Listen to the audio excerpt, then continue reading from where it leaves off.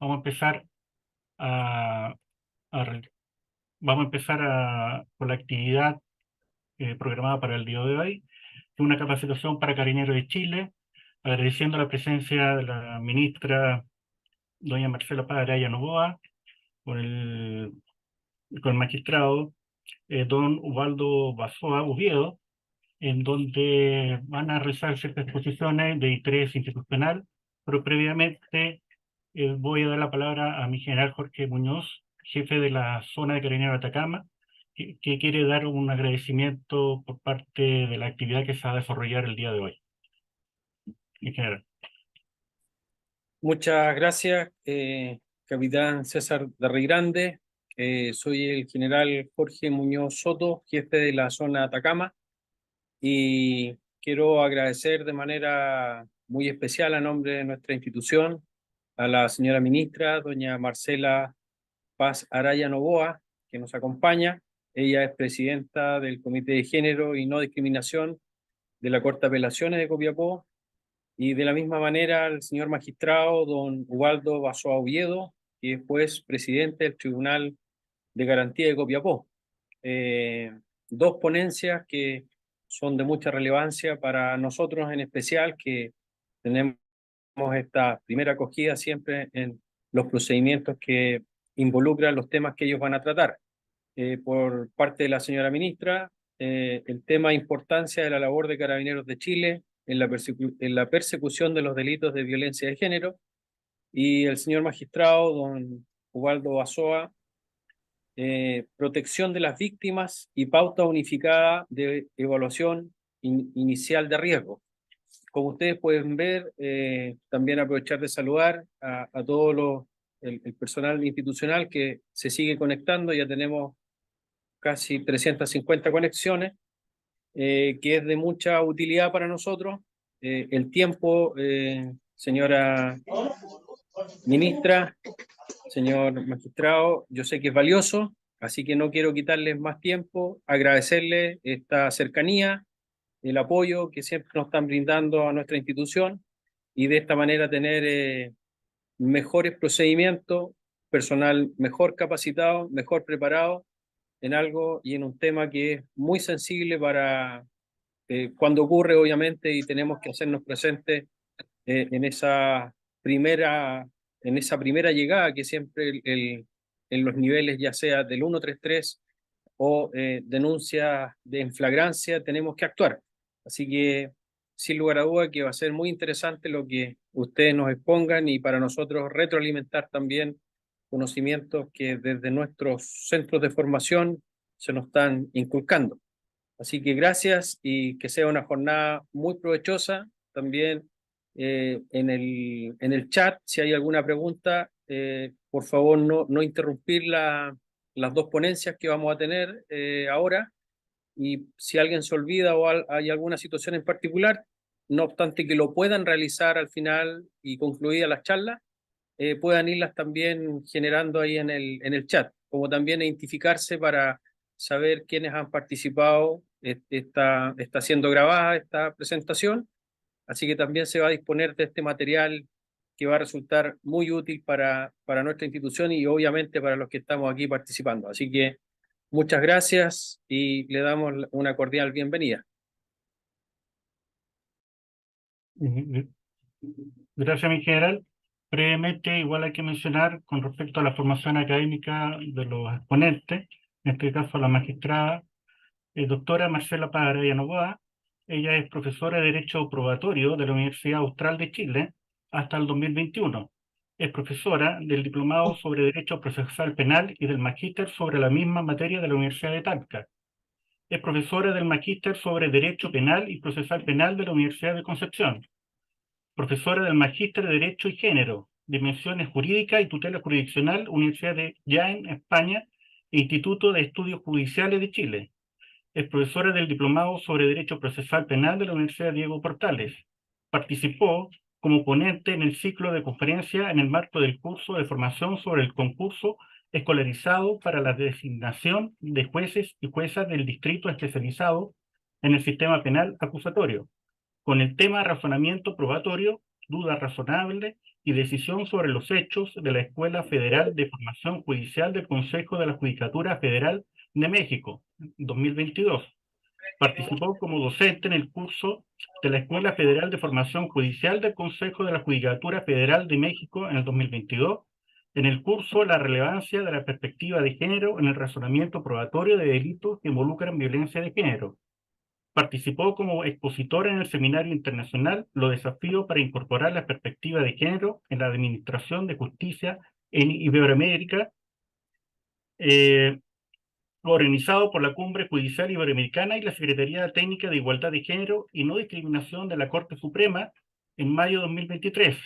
Es profesora de la Academia Judicial, Programa de Formación 2022-2023. Como se señaló, es ministra de la Corte de Apelaciones de Copiapó, directora de la Asociación de Magistradas Chilenas. Tiene la formación académica, es licenciada en Ciencias Jurídicas y Sociales por la Universidad de Concepción, es doctora en Derecho por la Universidad de Girona, España, tiene un magíster en Derecho Procesal Penal por la Universidad Austral de Chile, tiene un máster en Argumentación Jurídica por la Universidad de Alicante, tiene un máster en Derecho y Género, Dimensiones Jurídicas y Tutela Jurisdiccional por la Universidad de Jaén, España. También ha realizado importantes publicaciones, en la cual podemos mencionar algunos que son los hechos en el recurso de nulidad en materia penal, editorial legal, Publishing, Thomson Reuters, Chile 2011. Recurso de nulidad penal y control racional de la prueba, de la epistemología a la praxis, editorial Liberotecnia 2018. Reflexiones sobre la prueba judicial en homenaje al profesor Manuel Miranda Strampes, entre otras publicaciones muy importantes. También vamos a mencionar la formación académica del magistrado don Ubaldo Basua Oviedo, que es el juez presidente del Tribunal de Garantía de Copiapó. Es abogado de estudio de pregrado en la Universidad de Chile y especialización en Derecho Penal en la Universidad Católica de Chile. Ingresó al Poder Judicial en el año 2010, desempeñándose durante estos años en judicatura de civil, familia, laboral y penal, en la ciudad de Copiapó, Bañanar y San Felipe. También hay que destacar que, como se señaló por parte de mi general, cualquier pregunta que se pueda realizar, esto al final de las ponencias, y se puede también registrar también las preguntas y se las va a formular en su oportunidad. Así que lo dejo a la exposición a la señora ministra para que pueda realizar su presentación. Bien, muchas gracias. Tengo que partir esta exposición dando las gracias a el general don Jorge Muñoz Soto por darnos el espacio para hablar de estos temas con ustedes, a la organización, al capitán de justicia, el señor César Darrigrande, y también al señor Miranda, que ha participado también en las coordinaciones y organización. Bueno, el tema del que les quiero conversar hoy día es la labor de Carabineros de Chile en la persecución de los delitos de violencia de género, que está muy amarrado al tema que yo voy a desarrollar, que es el acceso a la justicia. El acceso a la justicia nos compete a todos y todas, y hay una vinculación entre esta garantía, este derecho que es el acceso a la justicia, y la persecución de los delitos de violencia contra la mujer. Voy a compartir pantalla. Y quisiera pedirle también al anfitrión, al señor Darrigrande, si me paso del tiempo, o me estoy aproximando, son 20, 25 minutos, no quiero ser irrespetuosa con mi colega, que va a suceder, me avise, por favor, porque no quiero abarcar todo el tiempo. Sí, quiero hacer un ajuste. Ahí sí. Bien. Quiero hablarles, como les comenté, del acceso a la justicia, donde tenemos mucho que decir todos aquellos que estamos inmersos en la persecución penal. Por cierto, las policías, y entre ellos la policía de Carabineros. Quiero comenzar diciendo o definiendo el acceso a la justicia. Recurro a una definición del juez Ventura, era juez de la Corte Interamericana de Derechos Humanos, y esta definición está contenida en el cuaderno de buenas prácticas de la Secretaría de Género de la Corte Suprema. Nos dice esta definición que el acceso a la justicia es un derecho humano y debe ser entendido como la posibilidad que tiene toda persona, independiente de su situación económica o de otra naturaleza, de acudir al sistema previsto por el Estado para dar solución a los conflictos jurídicos y a la vindicación de los derechos protegidos de los cuales es titular. ¿Qué se ha dicho del derecho de acceso a la justicia? Bueno, se ha dicho que es un derecho humano como el derecho a la salud, el derecho a la educación. Levantar barreras al acceso a la justicia es vulneratorio de los derechos humanos, y eso lo tenemos que erradicar en nuestras instituciones, en el Poder Judicial, en las policías. Se ha dicho que es un derecho que involucra procesos y resultados, no solo obtener una respuesta favorable de la judicatura, sino que este derecho implica desde que se hace la denuncia, y aquí la importancia que tienen las policías, hasta que se dicta o se dice la última palabra, ya sea por las Cortes de Apelaciones o por la Corte Suprema cuando se persiguen delitos de violencia de género. Se dice que es el derecho al derecho, derecho con mayúsculas, la forma de hacer efectivo el derecho. Efectivizar otros derechos es otra definición del acceso a la justicia. También quiero relevar que el derecho de acceso a la justicia es un derecho pluridimensional. Esto es, no solo tiene una dimensión a la cual estamos normalmente acostumbrados, que es esta que radica este derecho en la judicatura, en el juicio penal, civil, lo que sea, que se verifica en forma contradictoria, donde hay abogados que defienden a las partes. El derecho de acceso a la justicia es un derecho amplio, tiene muchas caras, muchas dimensiones. La primera es la dimensión preprocesal. Es aquella en que las personas tienen que tener conocimiento de las diferentes vías institucionales para resolver sus problemas de relevancia jurídica. Y acá es donde la policía tiene una relevancia a veces insospechada por los mismos actores de la policía, ya sea policía carabinero o policía de investigaciones, no dimensionan la potencia de la intervención en materia de persecución penal. Muchas veces se ganan o se pierden juicios dependiendo de cómo se actuó cuando se denuncia, cuando se da cuenta de la noticia de crímenes. La dimensión procesal, que es aquella en que las personas buscan que una institución del sistema emita un pronunciamiento en tiempo adecuado. Si la justicia, que tarda no es justicia, dicen. Y la dimensión de ejecución, que apunta al cumplimiento del pronunciamiento que se obtiene, y también debe ser en un tiempo razonable. Bueno, entonces el derecho de acceso a la justicia debe cubrir todas estas dimensiones de forma que las personas tengan respuesta efectiva, respuesta rápida, y abarca no solo, como yo dije, la solución del conflicto jurídico en sede jurisdiccional, sino también abarca el acceso a la información. También la labor de orientación, donde mucho tienen que decir las policías, orientar a las personas, dar señales donde tienen que acudir, que se erradique esta práctica, si me permiten, el compra huevos. También el acceso a la justicia incluye la elaboración de políticas públicas que le corresponde al Estado, a los gobiernos, en que tienen que elaborar políticas públicas para permitir, canalizar y hacer efectivo este derecho de acceso a la justicia. Implica también el acceso a la justicia obligaciones estatales para eliminar las barreras, estas trancas que se instalan en el acceso a la justicia y que se ven o se aprecian muy fuertemente cuando se trata de delitos de violencia de género. Está muy vinculado entonces el acceso a la justicia y la violencia contra la mujer. Y por eso yo relevo el papel que tienen las policías en hacer efectivo este derecho fundamental que es el acceso a la justicia en la investigación, en la persecución de los patriarcales.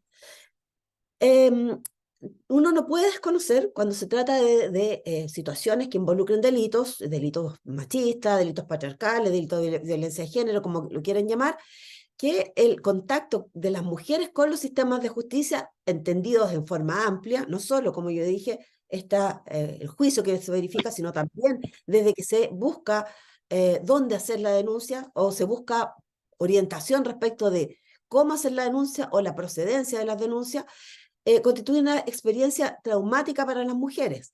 donde confluyen diversos factores para producir esta respuesta negativa.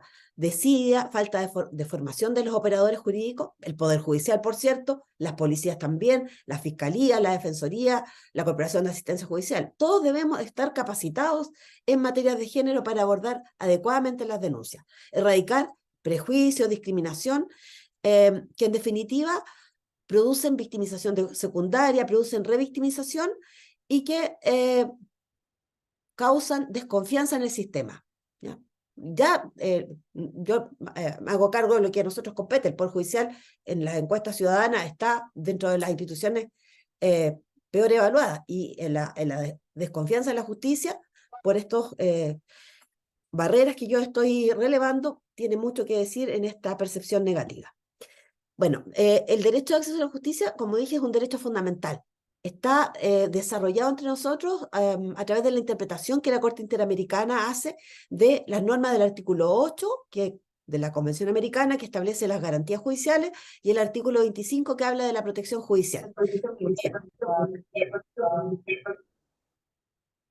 Bueno, el derecho a acceso a la justicia importa determinar si ha ocurrido una violación de derechos fundamentales y proveer lo necesario para remediarla.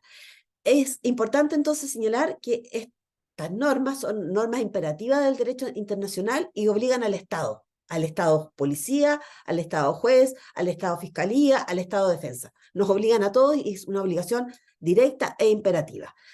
Está vinculado también con lo que contempla la Convención Americana, la Convención de Belém do Pará para prevenir, sancionar y erradicar toda forma de violencia contra la mujer, que establece y pone de cargo de aquellos estados que, como el nuestro, hemos suscrito tratados internacionales como el de Belém do Pará, la obligación de prevenir, sancionar y erradicar la violencia contra la mujer. Son obligaciones reforzadas, son obligaciones que merecen especial atención por parte de todos aquellos que estamos inmersos en la persecución penal. Bueno, respecto de la violencia contra la mujer, y acá quiero hacer un punto.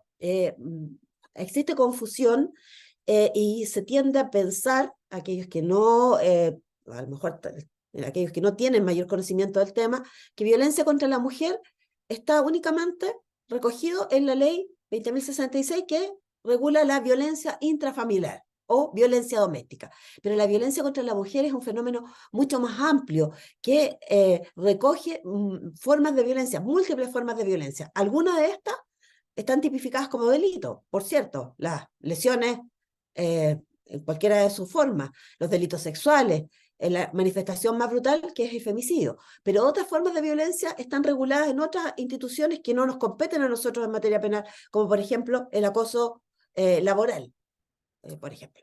Así podemos reconocer formas de violencia: la violencia física, la violencia psicológica, la violencia sexual, la violencia económica patrimonial, la violencia mediática informática, divulgación de fotografías íntimas, por ejemplo, la violencia gineco-obstétrica, el acoso, que puede ser laboral, puede ser sexual, el acoso callejero, los piropos, agarrones, exhibicionismo, etc.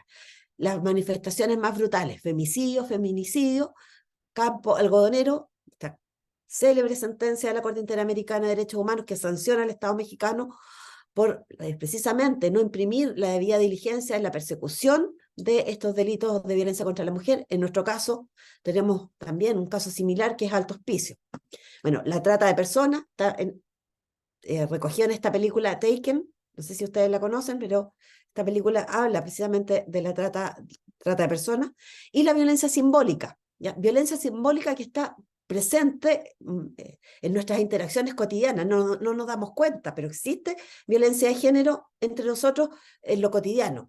Se ha definido la violencia simbólica como mensajes, valores, íconos o signos que transmiten y reproducen relaciones de dominación, desigualdad y discriminación en las relaciones sociales que se establecen entre las personas y naturalizan la subordinación de la mujer en la sociedad. Y esto yo lo traje de la Ley Especial Integral para una Vida Libre de Violencia de las Mujeres en El Salvador, un país donde la violencia de género es un tema apremiante. Entre nosotros existe y es apremiante, pero en este país, vaya que es un gran tema. Bueno, quise traerle este ejemplo de violencia simbólica, que es un comercial. Yo me imagino que ustedes son bastante jóvenes, muchos no saben, pero esto es un comercial de la década de los 2000, y los invito, espero que se vea, ustedes me dicen si se está viendo y escuchando. ¿Sí? Sí, Sí, señoría, se ve bastante bien, sí. Digo, por la sal, está exquisita, mi amor. Tu sopa está exquisita, mira. Mi amor, no llores. Te le saco la sal, te la saco. Para que nada te afecte. El micrófono, por favor. Sin periodo menstrual con palabras. Verificar el silencio en los micrófonos, por favor. Muchas gracias. Este era un comercial, como les decía yo, de la década de los 2000, donde aquí hay elementos que dan cuenta de discriminación. En primer lugar, la división de los roles, el rol de cuidado, quien atiende al marido es la mujer. ¿Ya? Y eso es uno de los elementos, estereotipos que aparecen aquí. Y el segundo, las mujeres lábiles, lloronas, inestables, por el periodo, lo que sea. Entonces, ya, uno dice, esto es inocuo, esto no nos afecta, pero está en la retina, en el subconsciente, entonces cuando haya de nombrarse a alguien que debe tomar decisiones que implican frialdad, que implican temple, bueno, uno va a asociar estas cualidades con hombres, porque las mujeres somos, conforme a este comercial, lloronas, inestables, irracionales, etc. Así que no es tan inocuo como se cree.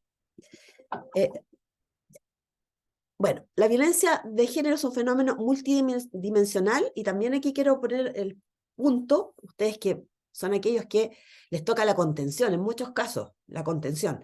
Entonces, las mujeres que sufren violencia pasan por ciclos. ¿Ya? No, la violencia, si bien es un continuum, existe el episodio de más intensidad y esto inhibe o dificulta hacer las denuncias, además a la par de otros elementos como la dependencia económica, la dependencia afectiva. No es lo mismo denunciar a quien me hace un portonazo respecto de quien a mí no me une ninguna relación, no lo conozco, nunca más lo voy a ver, que denunciar a la persona con que tengo hijos en común, respecto a la cual tengo sentimientos de ambivalencia, a veces lo quiero, a veces lo odio, etc.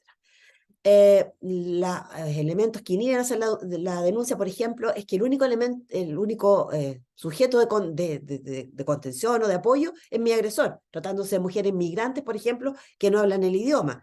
La desconfianza en el sistema que habíamos examinado en forma previa. Todo esto entonces implica que se vayan levantando barreras que impiden el acceso a la justicia de las víctimas de violencia de género. Y se ha señalado que estas barreras, la falta de acceso a la justicia, está estudiado y representa paradigmáticamente una de las barreras más claras, más nítidas, que a las mujeres les impide de gozar de una vida libre de violencia, una garantía que existe de gozar una vida libre de violencia. Ahora, ¿qué es violencia contra la mujer? Y esto es muy importante tenerlo claro. Se han señalado distintos instrumentos internacionales, como por ejemplo la Recomendación General 19 de la CEDAW, de esta convención que es del sistema mundial, del sistema ONU, que trata de erradicar toda forma de discriminación contra la mujer. Y nos dice que la violencia contra la mujer es aquella que se comete en su contra por el solo hecho de ser mujer, o le afecta en forma desproporcionada. Aquellos delitos que tienen una víctima respecto de la cual se atenta por el hecho de ser mujer, por ejemplo, el femicidio, o aquellos delitos que le afectan en forma desproporcionada. Los delitos sexuales no tienen un sujeto pasivo, una víctima calificada. Víctimas de violación pueden ser mujeres o hombres, víctimas de abuso sexual, pero si nosotros nos vamos a las estadísticas, estos delitos afectan en forma desproporcionada. Las víctimas por muchos son mujeres, niñas, niños y adolescentes. Entonces el factor de riesgo o vulnerabilidad está dado por ser mujer, no es necesario desarrollar profesiones peligrosas, vivir en barrios conflictivos, ser discapacitada, ser pobre, basta con ser mujer. Y esto, por ejemplo, en esta serie, no sé si ustedes la han visto, Sex Education, en que por X motivos se juntan todas estas adolescentes que eran compañeras de la secundaria y estaban castigadas, que estaban en una sala de castigo y comienzan a conversar y cada una de ellas vivió una forma de vulneración a sus derechos, vivió una forma de violencia y son adolescentes que tienen gustos distintos, se conjuntan con grupos distintos, pero las une, el elemento común es haber sido víctimas de violencia de género. Esto está refrendado por la ONU. La ONU Mujer ha hecho un estudio que dice que en el mundo una de cada 3 mujeres ha vivido violencia de género, que es un porcentaje sumamente elevado. Todas nosotras hemos sido víctimas de violencia en mayor o menor nivel de violencia de género. Piensen ustedes los clásicos agarrones en la vía pública. ¿Quién no ha sido víctima de aquello? Existe también una vinculación estrecha entre violencia contra la mujer y discriminación. Y se ha señalado que la violencia contra la mujer es una forma de discriminación que le impide gozar, le impide gravemente gozar en pie de igualdad de derechos y libertades en relación a los hombres. Y en esto tienen mucha importancia los estereotipos, los sesgos, los prejuicios. Los prejuicios, los estereotipos de género son elementos nocivos que refuerzan las asimetrías de poder entre hombres y mujeres, mantienen la subordinación de la mujer y la relegan a esferas menos significativas de la sociedad y mantienen la posición de superioridad del género masculino. Propician la violencia, propician la discriminación. Quise traer este estudio que hizo la Secretaría Técnica de Igualdad de Género y No Discriminación de la Corte Suprema sobre acceso a la justicia de víctimas de violencia usuarias del Poder Judicial. Y especialmente me interesa, se entrevistó, se encuestaron a muchas personas, especialmente una víctima de violencia de género, bien largo, pero voy a leer lo pertinente. Y dice, esto es una cosa que de repente, como ellos, la policía parece, dice, no logra entender que el miedo es más allá de decir o de hablar de repente, porque por ejemplo yo ahora es diferente, ni siquiera llamo a Carabineros, porque él hasta el día de hoy todavía tiene una orden de alejamiento, se supone que termina ahora, pero nunca la ha respetado. Y la verdad es que me cansé. Lo mismo le decía a la psicóloga el otro día, ayer cuando tuve psicóloga, me cansé de llamar a Carabineros porque Carabineros, ¿para qué? Van y se demoran 1 hora. Claro, se demoran 1 hora, yo vivo 2 minutos de Carabineros, se demoran y más encima después que tengan que estar 1 hora más dando declaraciones en Fiscalía, dice ella, después me pasan a Fiscalía y todo esto es para nada. Es una crítica que formula tanto a la policía como a la Fiscalía. Es una víctima que está frustrada y que efectivamente da cuenta de barreras de acceso a la justicia. Lo otro, también traje como ejemplo personas del Tribunal Oral que dicen que el sistema podría discernir entre situaciones apremiantes de otras que no son tanto. Se refiere a las causas de violencia de género que son más apremiantes. A veces pasan hasta 2 años entre la comisión de los delitos y la realización del juicio oral. Se produce desolación en las víctimas. El agresor en todo este tiempo se puede haber vuelto más violento, lo que implica más riesgo para las víctimas. No hay un sistema que permita discernir las situaciones urgentes de aquellas que no lo son, que también es una crítica que se formula al sistema. Bueno, respecto de las barreras de acceso a la justicia, yo ya algo les adelanté, los estereotipos de género. Y aquí, con ejemplos concretos, les quise traer cómo conviven entre nosotros estereotipos de género. El clásico comercial de principio de año, todos los años, este de marzo del año pasado, en que se señala la mamá López sabe elegir lo mejor para sus hijos. Esto es una comercial de Lápiz López, esta cadena de librería. Y una tuitera responde, el papá López no tiene responsabilidad en la educación de sus hijos. O sea, nuevamente relega a las mujeres a estas labores de cuidado, las mujeres que tienen que cumplir, mujeres que a veces trabajan fuera del hogar, trabajo remunerado y no remunerado, tienen que cumplir 2 o 3 roles, 2 o 3 jornadas. También este señor que ahora es diputado ha tuiteado cosas como la siguiente: hay un grupo de mujeres especialmente feas, donde yo realmente diría, si el violador eres tú, entonces prácticamente mereces una medalla del Congreso de los Estados Unidos por el valor ante el enemigo. O sea, como normalizando la violación, y nosotros todos, quienes estamos en el sistema penal, tenemos denodadamente que luchar para poder sancionar los delitos de violación, y aparecen estas opiniones de personas que son referentes de muchos y muchas, diciendo cosas como la señalada. También han indicado un 62% de las mujeres tienen la fantasía de ser violadas y al mismo tiempo salen a la calle a protestar porque va a entender así como buscan ser violadas, minimizando, invisibilizando lo que implica los delitos de violación. Bueno, ¿Qué son los estereotipos? Yo creo que todos más o menos saben lo que son los estereotipos, pero yo quise traer esta definición que nos dice son generalizaciones construidas sobre la base de atributos o características de alguno de los miembros de una clase, de un grupo, que utilizamos nosotros ordinariamente en nuestras interacciones para, operan como atajos mentales, ¿cierto? En vez de entrar a racionalizar, los basquetbolistas son altos, nosotros ya sabemos, eso lo tenemos internalizado, y eso es un estereotipo, no es nocivo. No todos los estereotipos no son nocivos aquellos que perpetúan la discriminación y la violencia contra la mujer.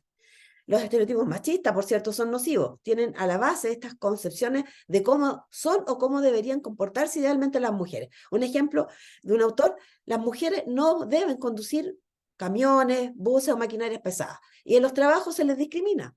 Y en la práctica, a lo mejor las mujeres son tan o buenas conductoras de maquinaria pesada como los hombres, por ejemplo.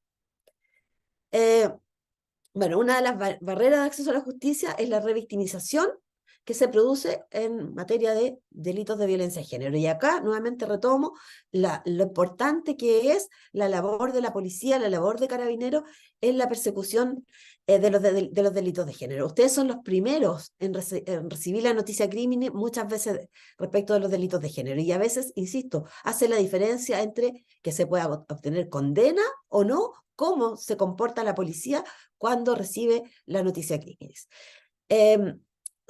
Barrera de acceso a la justicia, revictimización como consecuencia de aplicación y perpetuación de los estereotipos de género. Están presentes en todas las ramas del derecho, ha dicho la Corte Interamericana. Estos se agravan, los estereotipos, cuando se reflejan en el razonamiento y en el lenguaje de las autoridades penales. ¿Quiénes? Las autoridades penales, la policía, la fiscalía, los tribunales de justicia.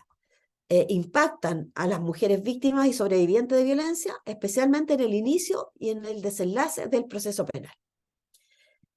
Ejemplo concreto, mire, uno que afecta a la judicatura, no es chilena, pero un tribunal de control, una especie de corte de apelaciones en Ica, Perú, en un caso de violación, para dar cuenta de la existencia de consentimiento, utilizó razonamientos como el siguiente. No fue el único razonamiento, pero fue uno de aquellos que se utilizaron para absolver al acusado. Dijo: resulta extraño que la supuesta personalidad que presenta la víctima tímida, no guarde relación con la prenda íntima que utilizó el día de los hechos, pues por las máximas de experiencia, este tipo de atuendo interior femenino, ropa íntima de encaje rojo, suele usarse en ocasiones especiales para momentos de intimidad, por lo que lleva a inferir que la agraviada se había preparado o estaba dispuesta a mantener relaciones sexuales con el imputado.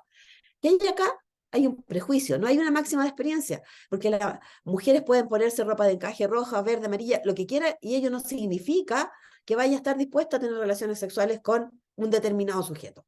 De allí no se desprende una existencia de un consentimiento como una especie de cheque en blanco para tener sexo con posterioridad. Otro caso, el caso de Fran, yo te creo que fue verificado en el sur, en que una estudiante de Derecho denunció a un asistente fiscal por violación.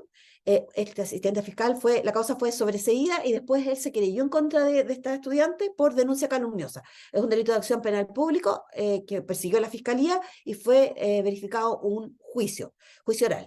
Se citó a declarar a la funcionaria de Carabineros que había acogido la denuncia de esta estudiante, y ella dijo en este juicio que pretendía determinar que la denuncia era calumniosa. Dijo: noté a la denunciante con hálito alcohólico, pero no en estado de ebriedad. Se trasladaba por sus propios medios. No la vi afectada como una víctima de violación que he visto en otras oportunidades. Y acá lo que yo pretendo relevar, que al final, en definitiva, puede que ello se corresponda, y lo más probable es que se corresponda con lo que vio la funcionaria, pero da cuenta de una concepción de víctima ideal. ¿Cómo deben ser las víctimas ideales? Las víctimas paradigmáticas, sobre todo delitos sexuales. Bueno, víctimas que lloran, descontroladas, víctimas que no ingieren alcohol, víctimas que no salen con los agresores. Esas son las víctimas de violación. Esta violación que tenemos nosotros en la mente de que las mujeres en horarios inadecuados se encuentran en la vía pública, en lugares oscuros, con el agresor, a quien no conocen, y se produce la violación. Bueno, también en esta causa, y es importante porque acá hay otro prejuicio, el abogado querellante, aquel que defendía a quien pretendía que la denuncia se calificara como calumniosa, dijo en esta causa que es sabido y que en esta causa se comprobó que la víctima y el imputado se habían conocido por Tinder y que todos sabemos que Tinder se utiliza para tener relaciones sexuales. Bueno, probablemente sí, probablemente no, no hay un estudio estadístico, pero eso no significa que en un caso puntual concreto esto sea también una carta blanca para otorgar el consentimiento. ¿Ya? Es importante entonces diferenciar el caso a caso, las particularidades de los casos que ustedes conocen vía investigación, los casos que la judicatura conoce al momento del juzgamiento. Bien, barrera de acceso a la justicia al momento de hacer la denuncia basada en estereotipos tales como que las mujeres fabulan, las mujeres mienten, las mujeres litigan con ánimo ganancial, las mujeres que denuncian a sus maridos para obtener ganancias secundarias, revanchas, por ejemplo. La víctima paradigmática, ya lo dije, no responde al patrón, esta víctima que no cumple con las características de la víctima ideal, no merece protección, no merece una protección de menor entidad. Mujeres que consumen alcohol, que se drogan, que salen a carretar con el agresor o que ejercen la prostitución, no son dignas de crédito. Aquí se produce un fenómeno que una autora norteamericana denomina injusticia epistémica. Y bien así, dicho burdamente, es como desconfiar del sujeto que tengo al frente como sujeto que me va a proporcionar información. Información para la denuncia, información en el juicio oral. Se desconfía de las mujeres que denuncian delitos sexuales, que ingieren alcohol, por ejemplo, pero no se desconfía, por ejemplo, del sujeto que hace una denuncia por un portonazo. Nunca vamos a entrar a desconfiar. Señor, este señor, ¿cómo andaba a altas horas de la noche con un jeep? ¿Cómo se llaman estos jeeps que son súper caros? Ya no me acuerdo. De que vale 40 millones de pesos. ¿Por qué se anda exponiendo? Es sospechoso. Nadie dice eso, pero en cambio sí se sospecha de esta mujer que estaba ingiriendo alcohol, que estaba compartiendo con el agresor o que, por ejemplo, denuncia a su cónyuge por una violación. Y eso se llama injusticia epistémica en su vertiente de injusticia testimonial. La Comisión Interamericana de Derechos Humanos ha identificado como uno de los principales desafíos para erradicar la violencia contra las mujeres y el acceso a la justicia el riesgo de que enfrentan limitaciones que provienen de funcionarios con estereotipos negativos y prejuicios machistas.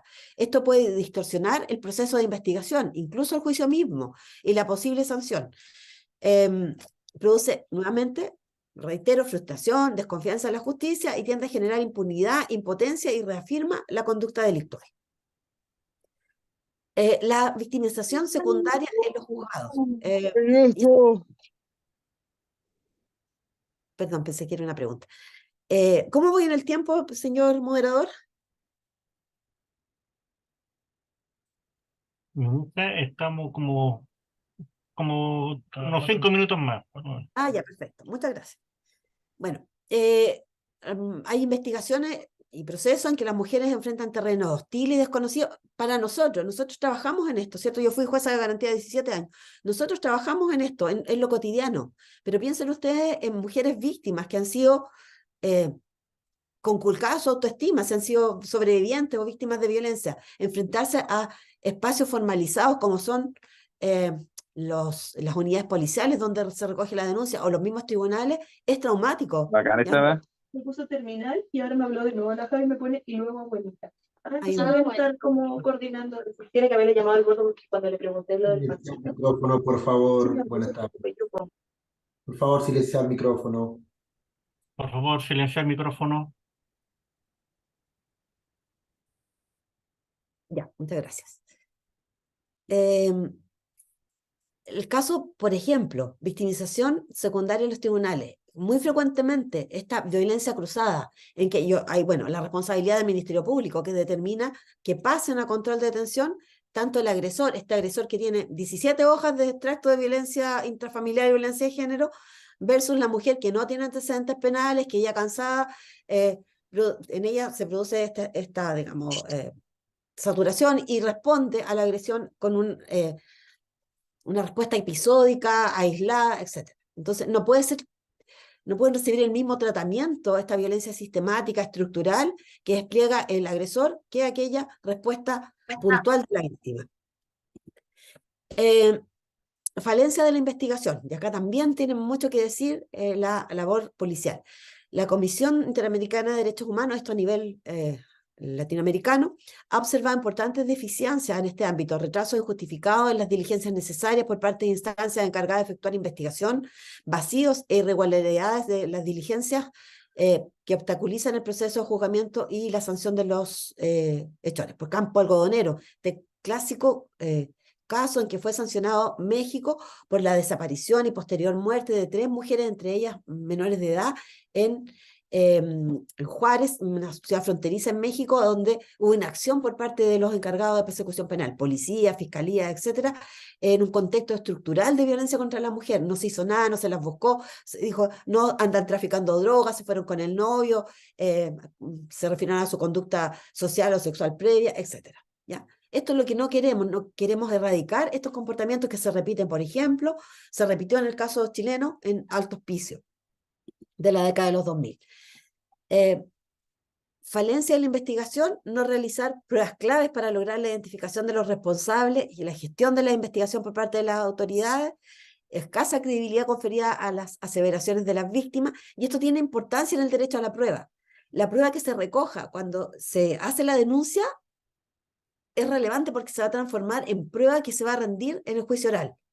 Lo que no se recogió, por ejemplo, muestras biológicas que después de un cierto tiempo ya no se pueden recoger si no se conservan adecuadamente. Por eso hay que ponerse estos lentes de género para realizar investigaciones diligentes, con perspectiva de género, mirar aquello que no se ve porque los sesgos, los prejuicios enturbian la mirada, no se abren líneas de investigación y eso dificulta recoger pruebas. Estos delitos de género son delitos especialmente de difícil prueba. Por eso es tan importante tener esta mirada, prueba de contexto. A veces hay testigos que no son testigos directos de los hechos, pero sí testigos de cómo estaba la víctima, su estado de conmoción, el estado de su ropa, el estado del sitio del suceso, lo que puedan aportar vecinos, familiares, etc. Entonces, por eso es imprescindible el enfoque de género, y ahí quería llegar con el título de la presentación, que es la importancia de la labor de Carabineros de Chile en la persecución de los delitos de violencia de género, barriendo, erradicando estos obstáculos en el acceso a la justicia. También importante la coordinación. Y lo voy a decir bien sintéticamente. Por ejemplo, el sistema que tenemos nosotros, sistema dual de persecución penal, y la intervención de los tribunales de familia en los actos constitutivos de violencia intrafamiliar, en que se dividen en hechos no constitutivos de delito, violencia intrafamiliar no constitutivo de delito, conocimiento de tribunales de familia, hechos de violencia intrafamiliar constitutivo de delito, conocimiento de la judicatura penal. Las víctimas no tienen por qué saber esto, no tienen cómo saber esto, y por eso es importante la labor de orientación que tienen que dar y la labor de coordinación que tenemos que tener todos aquellos que estamos involucrados en la persecución penal. Bueno, barreras de acceso a la justicia, entre ellas también se ha pesquisado repetidas convocatorias al procedimiento, duración excesiva de los procesos, recursos limitados, la poca influencia de la víctima del proceso. La víctima se le instrumentaliza, se le utiliza como un medio de prueba, no se le informa tanto por la fiscalía como por la policía, la realización de diligencia, el estado del proceso, la intervención, las etapas sucesivas, etc.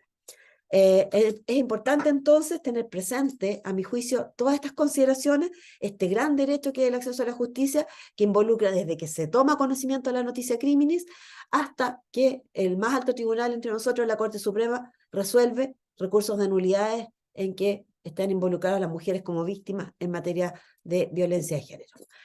Eso es todo. Muchas gracias.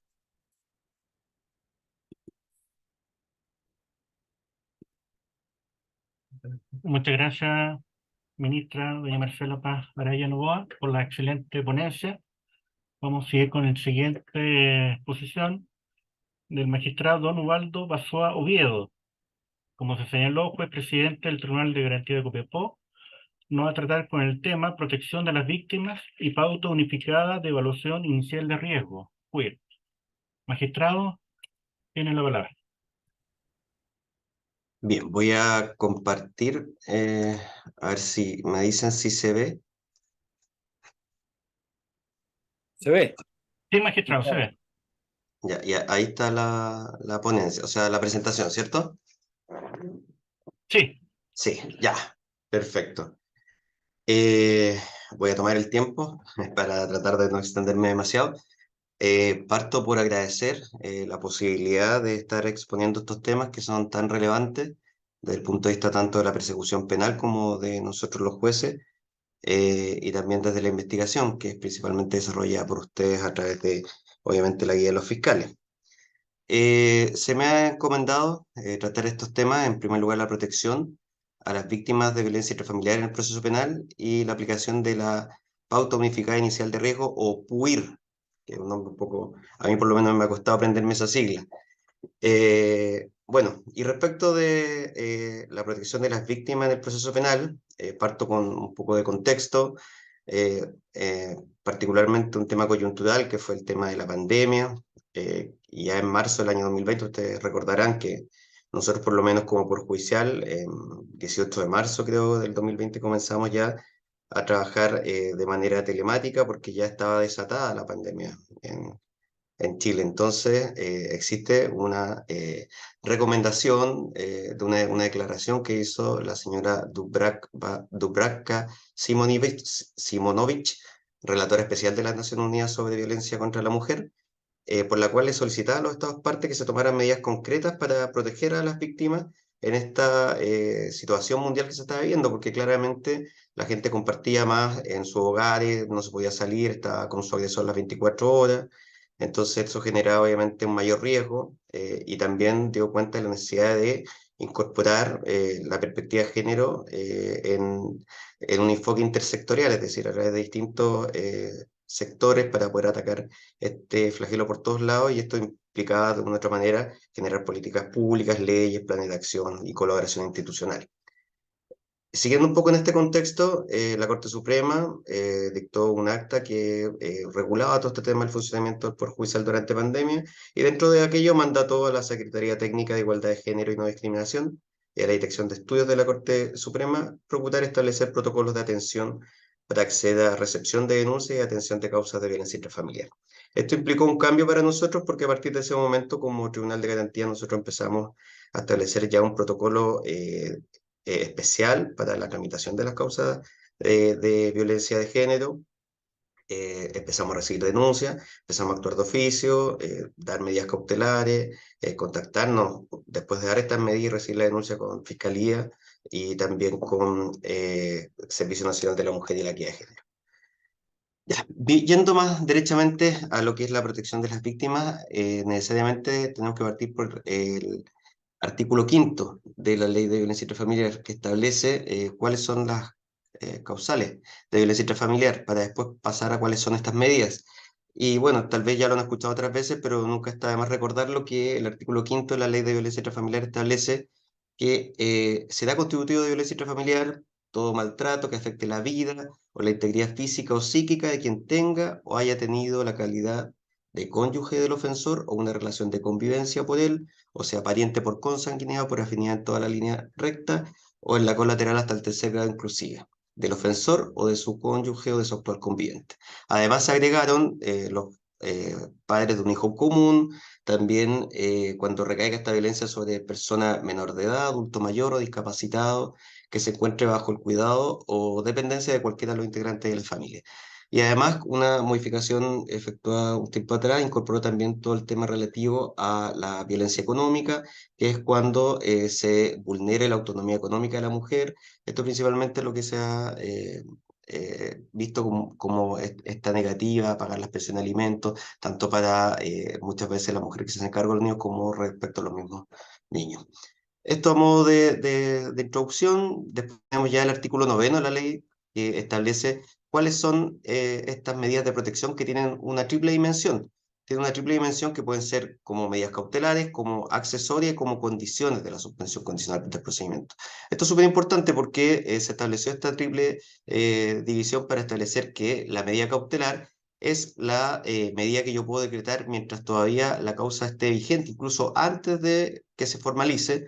La accesoria es cuando ya la causa termina y se establece en la sentencia que deberán cumplirse ciertas condiciones por un plazo mínimo de 6 meses o máximo de 2 años, y como condición de la suspensión condicional, que es una salida colaborativa donde no hay una sentencia condenatoria, pero de todas maneras la ley estableció que se debe establecer alguna de estas medidas del artículo 9º. Es decir, tiene una triple dimensión y son las mismas medidas que pueden tener estas tres dimensiones. Las medidas ustedes ya las deben conocer, la pena diario, que es la obligación de abandonar el hogar, la prohibición de acercarse, prohibición de portar armas de fuego, asistir a programas terapéuticos y presentarse ante la unidad policial que determine el juez, que no es tan habitual, pero está regulada de todas maneras. Esto se puede establecer en distintos casos. El artículo 7º de la Ley de Violencia Intrafamiliar da la pauta y señala que se dará en estas medidas cuando hay una situación de riesgo inminente. Incluso, dice la ley, con el solo mérito de la denuncia. Esto es súper importante y pone en relevancia la importancia de que esta denuncia sea tomada de manera adecuada y relacionada un poco con lo que nos recién enseñaba la ministra, esta etapa como preprocesal en la cual la función de carabinero es fundamental. Bien, a partir de esto entonces surge y se va relacionando con la pauta unificada porque se dictó y se publicó en octubre del año 2021, el 4 de octubre, la ley 21.378, que esta establecía el monitoreo telemático para los casos de violencia intrafamiliar que es constitutiva de delito y que no es constitutiva de delito. A modo de un resumen bien breve, la violencia intrafamiliar que es constitutiva de delito es cuando se encuentra dentro de los vínculos que da el artículo 5º del cual hicimos mención y además hay un delito regulado en la ley penal. Por ejemplo, si son unas lesiones menos graves, dentro de las personas vinculadas por el artículo 5º son ya lesiones menos graves en contexto de violencia intrafamiliar. Si es una amenaza en contexto de violencia intrafamiliar. Si es unos daños en contexto de violencia intrafamiliar. Y eso hace aplicable toda la normativa y las medidas especiales establecidas en la ley 20.076 en el artículo 9 que ya mencionamos. Entonces, esta ley que establece el monitoreo telemático estableció que tanto en la violencia que era constitutiva de delito como la que no era constitutiva de delito, los jueces, cuando existiera un informe de evaluación de riesgo que estableciera un riesgo alto, se podía determinar que se controlara la prohibición de acercarse del imputado o condenado a la víctima a través del monitoreo telemático. ¿En qué se traduce esto? Es muy similar al cumplimiento de las penas sustitutivas de reclusión parcial, es decir, se pone al imputado una tobillera electrónica, hay una central de gendarmería que está controlando que el imputado no se acerca a determinados perímetros, existe la posibilidad también de que la víctima, según su voluntad, tenga o no un dispositivo que le avise cuando el imputado está cerca y sin perjuicio de que ella quiera o no, de todas maneras se está controlando por parte de este sistema de monitoreo si el imputado se está acercando al perímetro donde no puede hacerlo y se toma contacto con él a fin de prever cualquier acto de violencia. Y aquí viene el tema importante con el que voy juntando un poco estas ponencias, porque establece la ley que debe haber un informe de riesgo alto que debe ser elaborado ya sea por las policías, por el Ministerio Público o por el Consejo Técnico en el caso de los tribunales de familia cuando es violencia no constitutiva de delito. Y eso nos lleva necesariamente a la pauta unificada inicial de riesgo, o PUIR, que podemos definirla como un instrumento que consiste en un cuestionario estructurado, que está estructurado por ítems donde se asigna un puntaje, cuyo propósito es obtener información desde la víctima acerca de la existencia de factores de riesgo asociados a violencia intrafamiliar y realizar una evaluación en un momento determinado. Esto es como una definición de la pauta. Esto se traduce obviamente en un cuestionario con preguntas estructuradas que debe ser realizado por personas capacitadas. Esto surgió a partir de la Fiscalía Nacional. Se empezaron a hacer estudios antes del año 2013, después en el año 2013-2014, a título ya de historia, fue revisado y trabajado esto por la Universidad Cardenal Silva Enríquez, y en el 2016 se estableció ya un convenio con un protocolo entre la Fiscalía, Carabineros de Chile, la Policía de Investigaciones y el Servicio Nacional de la Mujer y la Equidad de Género en esa época. Bien, la pauta unificada inicial de riesgo, o PUIR, está constituida en base a dimensiones de riesgo. Estas dimensiones de riesgo, aquí las vamos a ver, esto es un poco ya lo que hablamos. Estas dimensiones de riesgo acá está.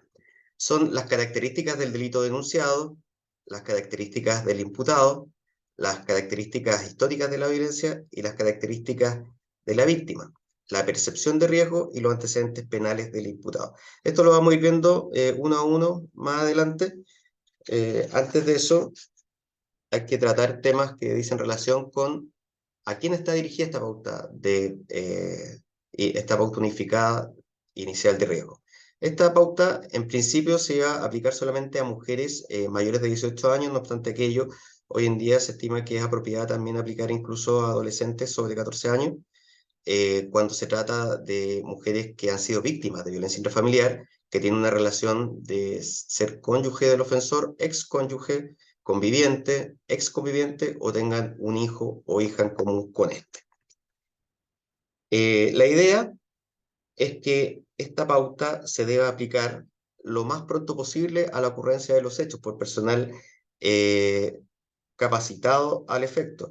Si la denuncia se presenta en Carabineros, deberá ser tomada por personal policial. Si esto se presenta directamente en la Fiscalía, deberá ser tomada por personal especializado de la Fiscalía. Esto estoy hablando de la violencia intrafamiliar constitutiva de delito, porque si es violencia intrafamiliar que no es constitutiva de delito, también puede ser tomada por consejeros técnicos en el juzgado de familia. Nosotros como juzgado de familia no tenemos personal que sea especializado en estas materias, como los consejos técnicos. Por tanto, nosotros nos tomamos pauta de violencia intrafamiliar en sede de garantía. Los objetivos específicos de la pauta es que se favorezca la adecuada protección de la mujer a través de criterios comunes. Se establecen estrategias de protección, es decir, en la medida que yo aplico una pauta que sea estructurada, que sea estudiada, que tenga puntaje asociado, yo puedo obtener información más fidedigna, más objetiva, y de esa manera puedo estructurar los mecanismos de defensa de las víctimas de violencia intrafamiliar. Es decir, en la medida que yo tenga una violencia con una pauta alta, puedo tomar determinadas medidas más intensas, si es con riesgo medio, tal vez de menor intensidad, si es de riesgo bajo, también de menor intensidad. Esa es la importancia de poder establecer esta pauta que sea común para que la información que se obtenga sea lo más objetiva y fidedigna posible. Aquí tenemos un cuadro respecto de las pautas que se aplicaron en el año 2022 y las que se han aplicado en el 2023. Si se dan cuenta, este año ya, a pesar de que estamos recién en septiembre, se han aplicado más pautas que las que se aplicaron en el 2022 y además ha aumentado el riesgo alto o vital. Esto también es muy relevante para poder establecer cuáles son las causas de aquello. Uno pensaría que tal vez en pandemia había más pauta alto, pero esto incluso terminado ya o en esta fase de retirada del COVID, sigue aumentando lamentablemente las pautas con riesgo alto o vital. Bien, aquí hablábamos, y vuelvo a lo que había hablado hace un rato, de las dimensiones de riesgo en base a las cuales se estructura esta pauta, y según estas dimensiones de riesgo se van estructurando las preguntas, los ítems que se hacen. En primer lugar tenemos las características del delito denunciado en esta dimensión de riesgo, y aquí lo que se busca es establecer aspectos asociados al hecho mismo, es decir, por ejemplo, qué tipo de violencia se ejerció, si se utilizaron armas, también en este caso puntual se puede indagar respecto a qué tipo de secuelas puede haber dejado. Después tenemos también la segunda dimensión de riesgo, apunta más bien a las características del imputado. Acá, por ejemplo, siempre en esta pauta que esté estructurada hay un encabezado que dice relación con la persona que denuncia. El encabezado sería como respecto a la persona que usted denuncia, por ejemplo, se le pregunta a la víctima. Y ahí se pregunta si esta persona tiene acceso a armas de fuego, si tiene consumo de alcohol y drogas, en general aspectos que dicen más bien con la persona que se está denunciando. Es importante señalar que las respuestas que se van generando son respuestas estructuradas. Normalmente son sí, no, o en algunos ítems sí, no, no sabe. Y una vez terminado el cuestionario, se genera inmediatamente el puntaje. Después tenemos aspectos históricos de la violencia.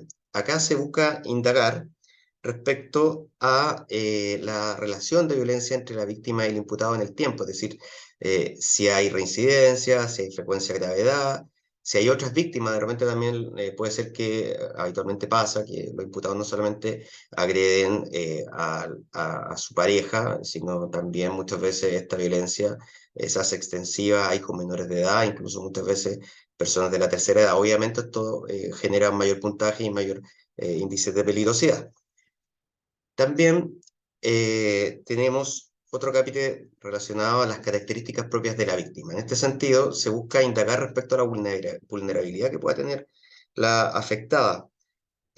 Aquí, de hecho, hay una pregunta relativa a si la víctima siente que tiene alguna discapacidad respecto del imputado. Y aquí se debe consignar lo que la víctima señale. Por ejemplo, si la víctima puede señalar tal vez que ella es hipertensa, y como es hipertensa, ella siente que está en una situación de riesgo. Tal vez esto no es una discapacidad propiamente tal que pueda estar establecida en un informe, un certificado de discapacidad como una discapacidad mental, pero sí para la víctima es relevante y hay que consignarlo, y se consigna en la capita de observaciones. También se debe en este punto indagar respecto a si la víctima tiene un embarazo. Obviamente esta pregunta no se hace si estamos frente a una víctima que ya es de la tercera edad, porque sería un poco desubicada, por decirlo de una manera, y tal vez la víctima podría sentirse un poco ofendida. También se debe indagar respecto a si hay dependencia económica del imputado, porque obviamente aquello influye en su nivel de riesgo. También se debe indagar en otra dimensión, en la percepción que tiene la propia víctima del riesgo. Es decir, se consulta derechamente si la víctima cree que puede ser objeto de alguna nueva agresión por el denunciado. Esto es importante porque da cuenta y toma en consideración la impresión propia de la víctima, que obviamente está en una situación emocional muchas veces afectada, que es necesario considerar. Y finalmente, la última dimensión que se toma son los antecedentes penales, que en realidad aquí no solamente condena, sino también la existencia de causa vigente. Esta información no se consulta a la víctima, esta información debe ser llenada por la persona derechamente, obtenida de fuentes de información como el sistema de apoyo a la gestión del Ministerio Público, el SAF, puede ser obtenida también del registro civil o de otros sistemas como el propio sistema del Poder Judicial. Bien, además de estas preguntas de las dimensiones de riesgo, es necesario que se haga una presentación de la entrevista a la víctima, que se le explique un poco de qué se trata.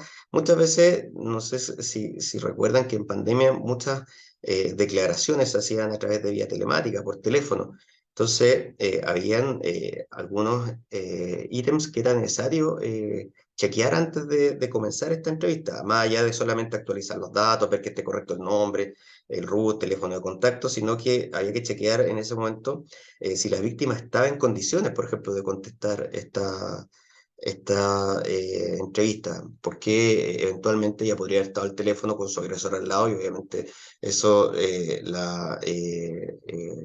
la haría no declarar en contra de este.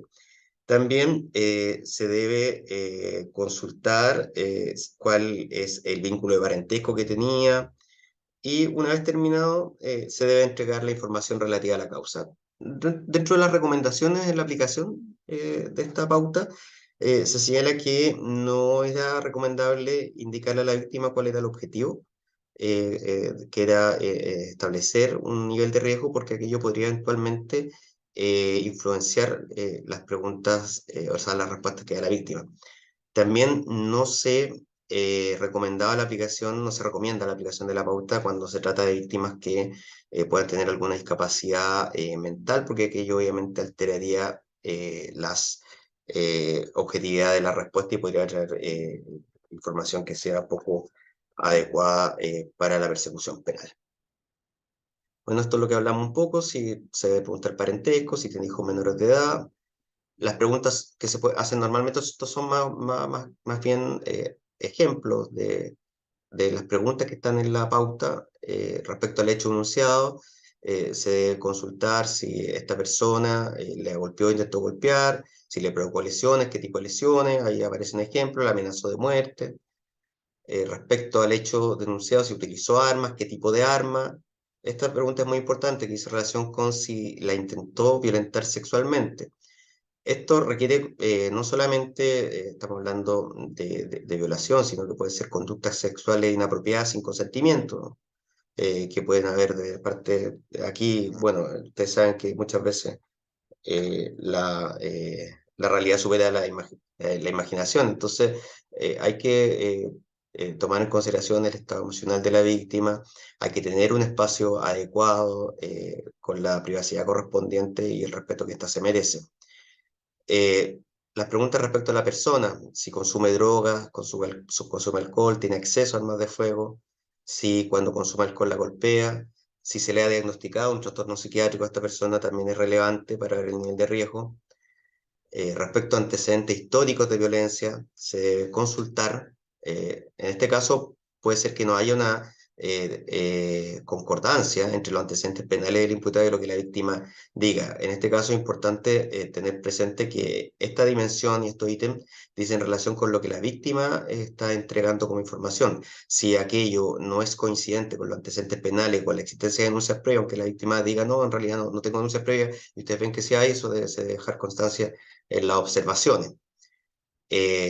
Bueno, lo que decíamos anteriormente, las amenazas con armas de fuego, si hay amenazas de muerte. Respecto a si ha golpeado a otras personas de la familia, si esta persona está separada o divorciada, si hay una negativa a aceptar una separación y divorcio. Respecto a lo que hablábamos también a las características de la propia víctima. Se debe registrar, en este caso, lo que la víctima contesta, aunque técnicamente no sea una situación de discapacidad. Basta que ella lo autoperciba como discapacidad para que esto se tome en constancia. Por ejemplo, si ella cree que tiene una hipertensión o diabetes y aquello para ella es una autopercepción de discapacidad, se debe registrar. Si hay una dificultad para trasladarse, moverse, defenderse. La dependencia económica también y si vive con el denunciado. En relación a la percepción del riesgo, esto es importante consultar a la víctima si ella cree que el imputado la va a agredir al saber de la denuncia. Es fundamental porque tal vez aquello podría motivar el traslado de la víctima a una casa de acogida para evitar exponerse a este riesgo, o si cree que puede matarlo a ella o a alguien de la familia. Es decir, aquí lo que se busca es recoger aspectos subjetivos de la vivencia que tuvo la víctima y por lo tanto también respetar su condición de víctima, de que ella está ahí no porque quiere estar ahí, sino porque le ha costado mucho hacer esta denuncia y porque ya está en una situación muchas veces que es insostenible. Y aquí estábamos lo que decíamos respecto a los antecedentes penales del imputado, que esto deberá ser ya llenado derechamente por la persona que toma la pauta, no con la información entregada por la víctima. Esto es más objetivo y se deberá dejar constancia de determinados delitos que son más graves contra las personas, violaciones, estupro y otros delitos sexuales. Ahí hay una lista que es importante. Ustedes la pauta, imagino ya las personas encargadas la manejan, la tienen. Yo solamente en este punto quería recalcar la importancia de esta pauta, porque esta pauta ha sido trabajada durante mucho tiempo, durante muchos años, antes del 2013, ha sido estudiada por personas, por universidades, ha sido establecida a través de un protocolo interinstitucional, porque la idea es que sea unificada para que se convierta en el eje central de una política pública destinada a articular una estrategia de protección oportuna de las víctimas de violencia intrafamiliar. En este caso puntual, obviamente estoy hablando de mujeres víctimas de violencia intrafamiliar, ya que esta pauta, que es más objetiva, nos establece una diferenciación del nivel de riesgo y permite tomar las medidas que correspondan. Obviamente, y hago eco un poco de lo que decía la magistrada, no todas las víctimas de violencia intrafamiliar son iguales y no podemos esperar que todas reaccionen de la misma manera ante un acto de violencia intrafamiliar. Por eso es importante que las personas que apliquen esta pauta se encuentren capacitadas en la misma, que tomen en consideración la especial situación emocional de la afectada, que tomen en consideración las pautas entregadas para que la información pueda ser lo más provechosa posible para obtener de esa manera las medidas cautelares que correspondan y que puedan resguardar efectivamente la integridad y seguridad de la afectada. Bien, bueno, esta ha sido mi ponencia. Les doy las gracias y quedo desde ya abierto a cualquier consulta que puedan realizar al efecto. Muchas gracias, magistrado don Ubaldo Basoa. La siguiente tema es las preguntas que se pueden formular por parte de las ponencias efectuadas por tanto por la ministra doña Marcela Paz como don Ubaldo Basoa. ¿Alguna pregunta que puedan formular los participantes? Queda abierta.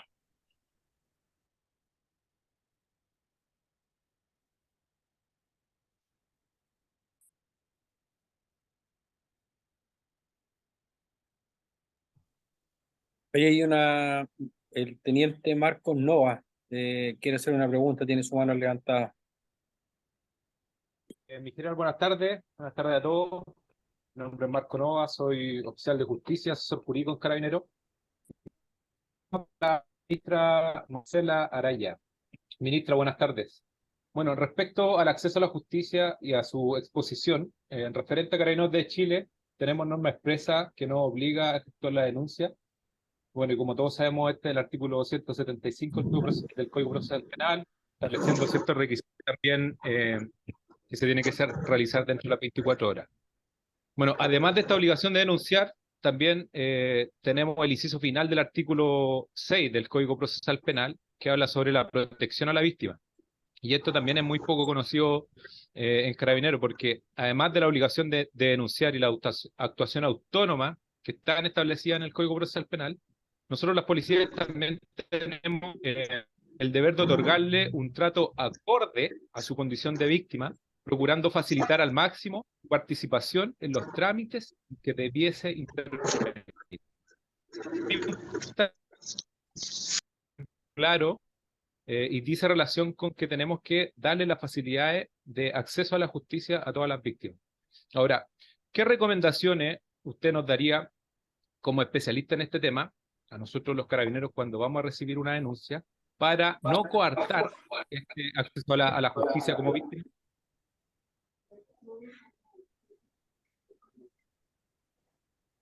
Sí, muchas gracias, teniente. Muy buena la pregunta, porque yo creo que da un poco en el clavo, en el sentido de que hay que distinguir lo legal, lo normativo. Podemos tener leyes perfectas, leyes muy, a lo mejor, vanguardistas, pero si a la hora de hacerlas operar, todos nosotros nos quedamos pegados con los estereotipos, los prejuicios, de nada nos sirven. Entonces, yo creo que el acceso a la justicia va muy amarrado, este derecho de acceso a la justicia, con la dimensión material. No solo la dimensión formal, porque lo que nos dice el teniente, por ejemplo, la obligación de denuncia que tenemos todo el 175, el artículo 6, inciso final, que obliga a dar protección a la víctima, está en la ley, ¿cierto? Y nos obliga, nadie lo puede desconocer. Pero si nosotros, por ejemplo, pongo así un ejemplo cualquiera, está la policía y recoge la denuncia de una mujer que ejerce la prostitución. Las mujeres que ejercen la prostitución históricamente han sido devaluadas en su calidad de sujeto de información. Se tiende a hacer descuento de su credibilidad. Y eso no está en la ley, ¿cierto? La ley no dice usted tiene que creerle por igual a mujeres que son víctimas paradigmáticas, angelicales, que se portan bien a víctimas. Ya, entonces, esos elementos son los que tenemos que barrer, porque están invisibilizados. Incluso cuando los expertos dicen los sesgos son inconscientes, somos portadores y no nos damos cuenta. Y cuando llegamos a la acción, esos sesgos se llaman prejuicios, lo que provoca la discriminación, la manifestación externa. Y los estereotipos es el componente cognitivo, lo intelectual. Entonces, claro, hay ciertos sesgos de los cuales que somos portadores todos y todas, porque estamos educados en una cultura patriarcal, el comercial que yo les traje, las canciones de reggaetón, las canciones que escuchaban nuestros abuelos, de lo mismo, todos tienen esta cultura patriarcal. No nos damos cuenta y tenemos que ser conscientes y tenemos que erradicarla. Entonces, lo que dijo el teniente da en el clavo, la dimensión material y la dimensión formal del acceso a la justicia. Y lo que nosotros, a mi juicio, tenemos que relevar y tenemos que esforzarnos es por hacer efectiva esta dimensión material. Efectivamente, permitir a cada una de las víctimas, como decía, reforzó también el magistrado Basua, la víctima con sus particularidades, con sus características, la mujer situada. ¿Ya? Y esto de la víctima también podemos extrapolarlo a todos aquellos que se encuentran en situación de vulnerabilidad, disidencias sexuales, mujeres migrantes, etc. ¿Ya? Así que me parece muy buen aporte. Muchas gracias. Gracias, Otra ministra, por la pregunta. respuesta.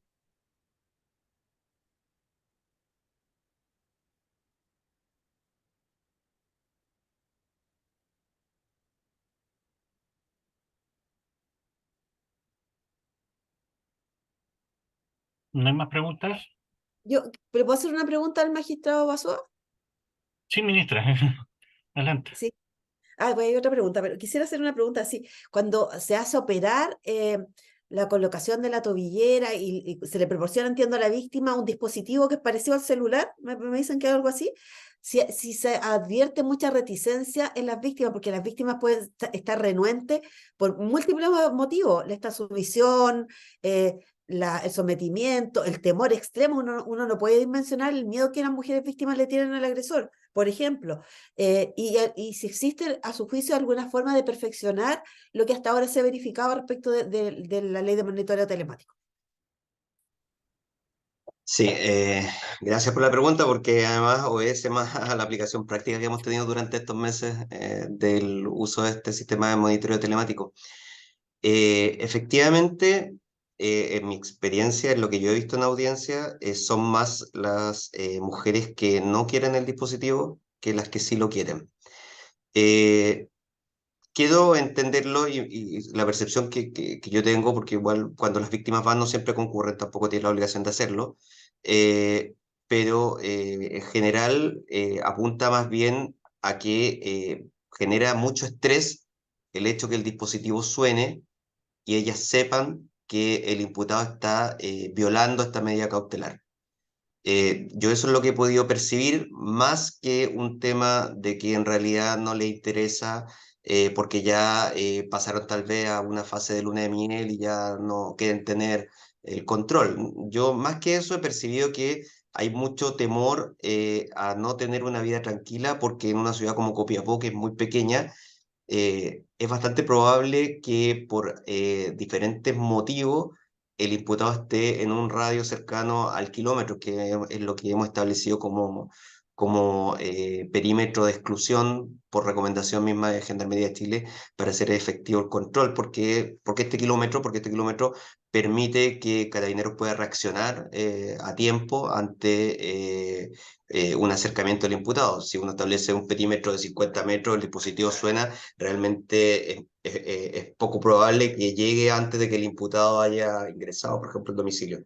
Entonces, claro, las víctimas no lo han, son más las que no han querido este dispositivo, sin perjuicio de aquello además se les explica, y en ese sentido ellas quedan más tranquilas, que aunque ellas no quieran el dispositivo, el control se va a estar haciendo de todas maneras y ante cualquier vulneración, lo primero es el contacto con el propio imputado a través de mecanismos que haya fijado él, por ejemplo, un teléfono, dándole cuenta que está vulnerando la medida para que se abstenga de aquello bajo procedimiento de despachar personal policial.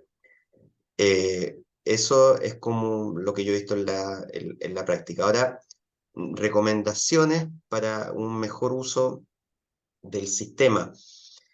Yo creo que en ciudades pequeñas como Copiapó se torna más difícil el ejercicio de este sistema de monitoreo telemático porque todo queda bastante cerca. Lo que he podido yo constatar es que cuando llegan los informes de violación del perímetro, esto se ha remitido al tribunal.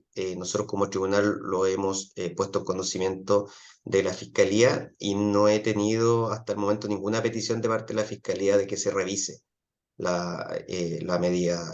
Yo creo que ese punto hay que trabajarlo. Yo particularmente, porque tal vez la Fiscalía no le está dando el peso, soy partidario y cuando puedo se lo digo a los fiscales que si el tribunal le está poniendo conocimiento que el imputado vulneró el perímetro, aunque haya sido tal vez fortuito, es importante que haya una actitud positiva del Ministerio Público y creo que lo que se debería hacer es llamar directamente a una audiencia para apercibir al imputado que en caso de no incumplimiento podría ser tal vez perseguido por delito de desacato o bien intensificarse si una medida cautelar, tal vez una medida más gravosa. Yo creo que hay que ponerle más ojo a eso porque por más que seamos una ciudad pequeña donde muchas veces los encuentros, las cercanías son más probables, creo que el imputado debería tener una conducta de todas maneras más precavida para no caer, aunque sea fortuitamente, en este tipo de vulneración, porque aquello genera mucha afectación en la afectada, en la víctima.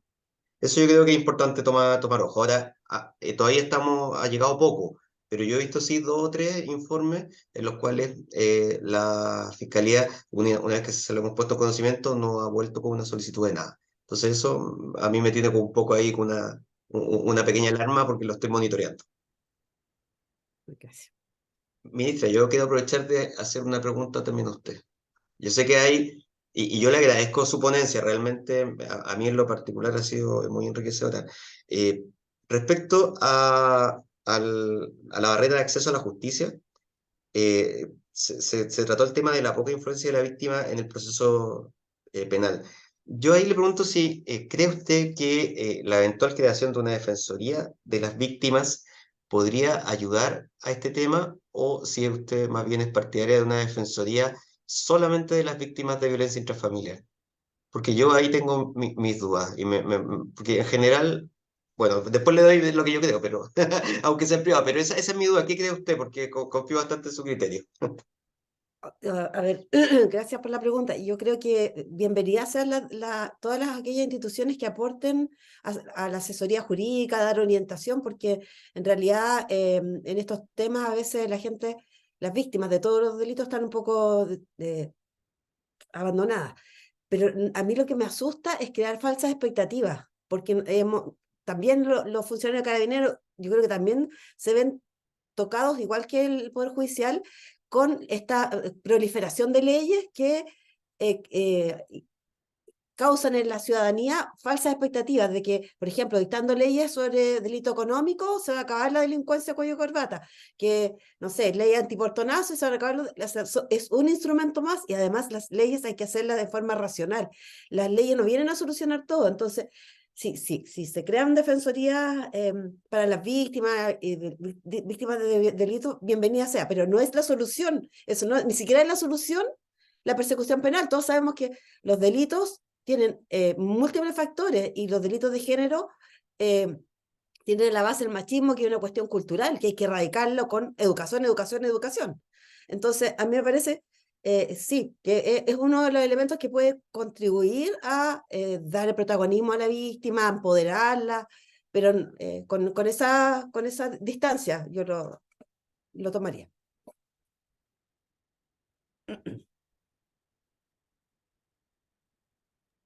Gracias.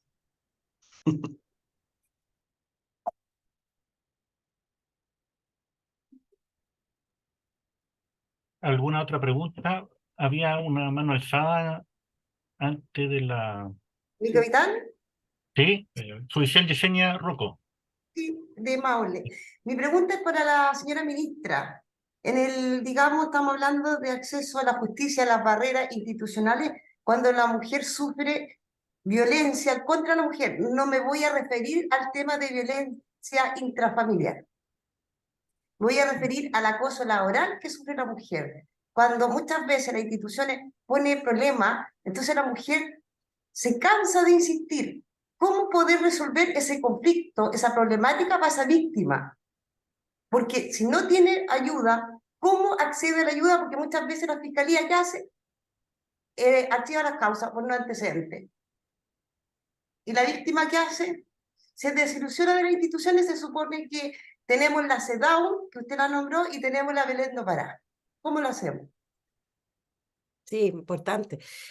Lo que pasa es que hay que hacer una diferenciación entre los hechos que son constitutivos de delito y aquellos que no.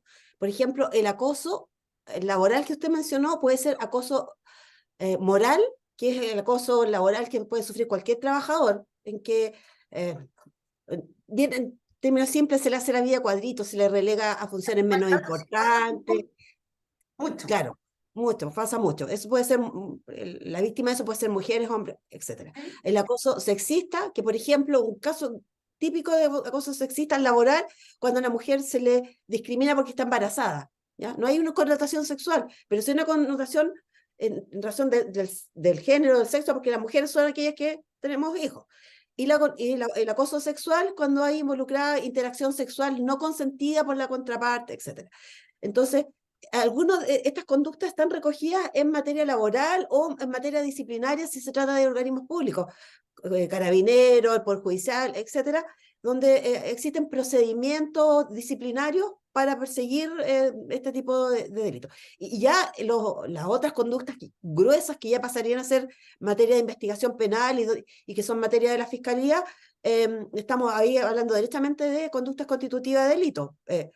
Abusos sexuales, abuso sexual por sorpresa, que es este nuevo tipo penal, la divulgación eventual de fotografías no consentidas, etc. Y a mí me parece que lo que está fuera del ámbito penal, bueno, hay dos vías para atacar esto. Primero, insisto, la educación, los protocolos y los departamentos de género que deben existir en todas las instituciones. En esto, el Poder Judicial tiene la Secretaría de Género, cuyo principal norte precisamente es interno, es erradicar conducta de discriminación dentro del Poder Judicial, ¿ya? Y desde allí, desde el Poder Judicial, bueno, la atención a las víctimas que sufren violencia.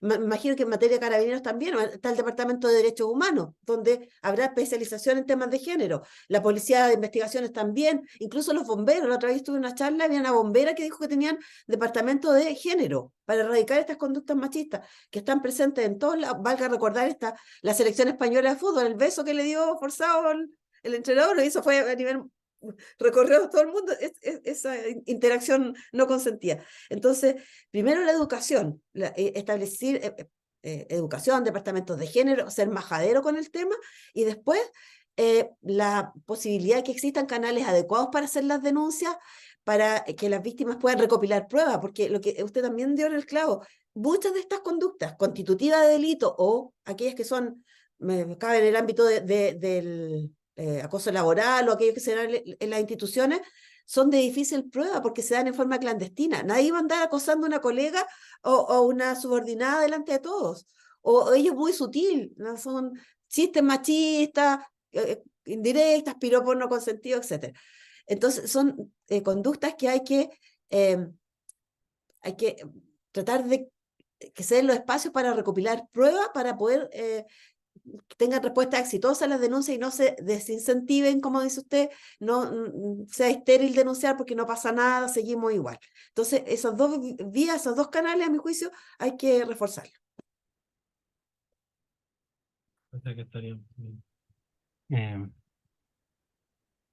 Bien, entonces, no viendo más preguntas, solo queda agradecer a la ministra Marcela Paz Araya y a don Ubaldo Pascual Oviedo por la excelente ponencia realizada, teniendo presente que tuvimos prácticamente la máxima capacidad que otorga la plataforma, más de 500, y eso habla bien del interés que tiene toda la institución de capacitarse, escuchar charlas con respecto a esta materia tan interesante y tan importante para la institución y para el servicio que tienen que realizar diariamente.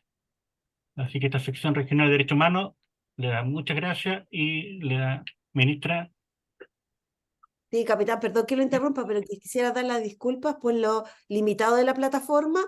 Tenía solo 500 cupos, entiendo que hay personas que trataron de acceder y no pudieron, así es que, bueno, yo hablo por mí, no puedo comprometer al magistrado, pero si ustedes quieren más adelante se puede repetir esto para quienes no asistieron y les dejo mi presentación por si les resulta de interés. Eso.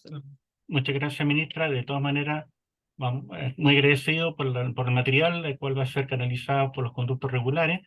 Y esto no es la primera oportunidad, sino haber mucha oportunidad de poder coordinar con respecto a esta sección regional de Atacama de Derechos Humanos, con el fin de futuras ponencias tan interesantes y tan importantes como esta.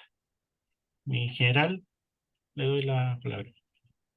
Solo brevemente, sumarme a las palabras del jefe de la sección Derechos Humanos y también felicitarlo por esta excelente organización y nuestros invitados especiales y de primer nivel que hemos tenido hoy día para poder entregarnos estos temas que son importantes, trascendentes y creo que cada vez de mayor latencia.